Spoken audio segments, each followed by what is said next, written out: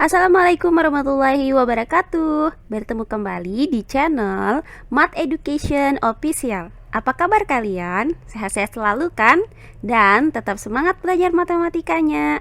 Pada pembelajaran kali ini kembali kita lanjutkan materi kita sebelumnya, yaitu komposisi dua refleksi terhadap dua garis yang saling berpotongan, yaitu refleksi terhadap sumbu X, kemudian dilanjutkan dengan refleksi terhadap sumbu Y, atau sebaliknya. Baiklah, langsung saja kita simak materinya.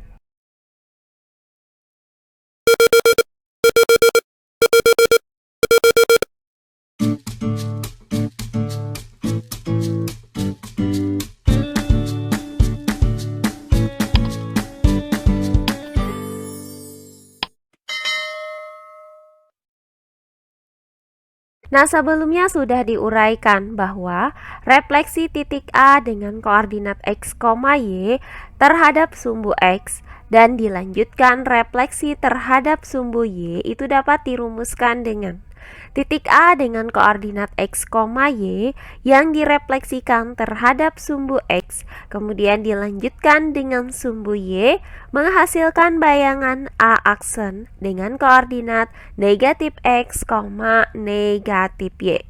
Nah, di mana refleksi ini juga sama dengan refleksi titik A dengan koordinat X, Y terhadap titik asal O 0,0. Nah, kali ini akan kita bahas contoh-contoh soal yang berkaitan mengenai materi kita kali ini. Langsung saja ke contoh-contoh soalnya. Contoh soal yang pertama, tentukan bayangan garis dengan persamaan 3x ditambah 2y sama dengan 12 yang dicerminkan terhadap sumbu X, kemudian dilanjutkan dengan pencerminan terhadap sumbu Y. Baiklah, untuk penyelesaiannya adalah sebagai berikut. Nah, misalkan titik A dengan koordinat X, Y berada pada persamaan garis 3X ditambah 2Y sama dengan 12. Nah, refleksi titik A dengan koordinat X, Y terhadap sumbu X, kemudian dilanjutkan dengan sumbu Y, menghasilkan bayangan A aksen dengan koordinat negatif X, negatif Y. Nah, berdasarkan rumus ini, maka bayangan titik A itu memiliki nilai X aksen sama dengan negatif X, dan nilai Y aksen itu sama dengan negatif Y. Untuk X aksen sama dengan negatif X, maka didapat bahwa nilai X-nya itu sama dengan negatif X aksen. Nah, sedangkan untuk Y aksen sama dengan negatif Y, maka didapat nilai Y-nya itu sama dengan negatif Y aksen. Sehingga diperoleh X sama dengan negatif X aksen dan Y sama dengan negatif Y aksen. Nah, langkah selanjutnya kita substitusikan nilai X sama dengan negatif X aksen dan nilai Y sama dengan negatif Y aksen ini ke dalam persamaan garisnya, yaitu 3X ditambah 2Y sama dengan 12. Maka 3X yaitu 3 dikali negatif X aksen, kemudian ditambah dengan 2Y yaitu 2 dikali negatif Y aksen, kemudian sama dengan 12. Nah, hasil dari 3 dikali dengan negatif X aksen adalah negatif 3X aksen. Kemudian hasil dari 2 dikali negatif Y aksen adalah negatif 2Y aksen. Kemudian sama dengan 12. Sehingga didapat negatif 3X aksen dikurang 2Y aksen sama dengan 12. Selanjutnya, dari persamaan ini, kita kalikan kedua ruasnya dengan negatif 1. Maka negatif 3X aksen dikali dengan negatif 1 hasilnya adalah positif 3X aksen. Kemudian negatif 2Y aksen dikali dengan negatif 1 hasilnya adalah positif 2Y aksen. Selanjutnya sama dengan 12 dikali negatif 1 hasilnya adalah negatif 12. Maka didapat 3x aksen ditambah 2y aksen sama dengan negatif 12. Nah, inilah persamaan bayangan garisnya. Jadi, bayangan dari persamaan 3x ditambah 2y sama dengan 12 yang dicerminkan terhadap sumbu x, kemudian dilanjutkan dengan pencerminan terhadap sumbu y adalah 3x ditambah 2y sama dengan negatif 12. Berikutnya contoh soal yang kedua.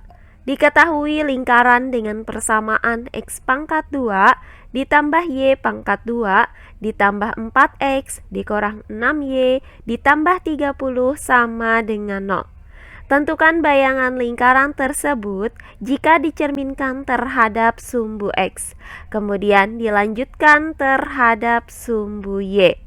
Baiklah, untuk penyelesaiannya adalah sebagai berikut.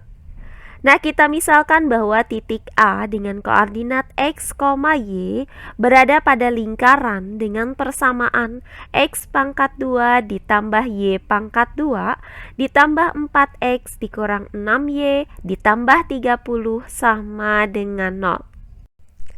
Maka, refleksi titik A dengan koordinat x, y terhadap sumbu x, kemudian dilanjutkan dengan refleksi terhadap sumbu y, menghasilkan bayangan A aksen dengan koordinat negatif x, negatif y. Nah, berdasarkan rumus ini, maka bayangan titik A yaitu A aksen memiliki nilai x aksen sama dengan negatif x dan nilai y aksen itu sama dengan negatif y. Nah, untuk nilai x aksen sama dengan negatif x, maka nilai x-nya itu sama dengan negatif x aksen. Sedangkan untuk nilai y sama dengan negatif y aksen, maka didapat nilai y-nya itu sama dengan negatif y aksen. Sehingga diperoleh nilai x sama dengan negatif x aksen dan nilai y sama dengan negatif y aksen.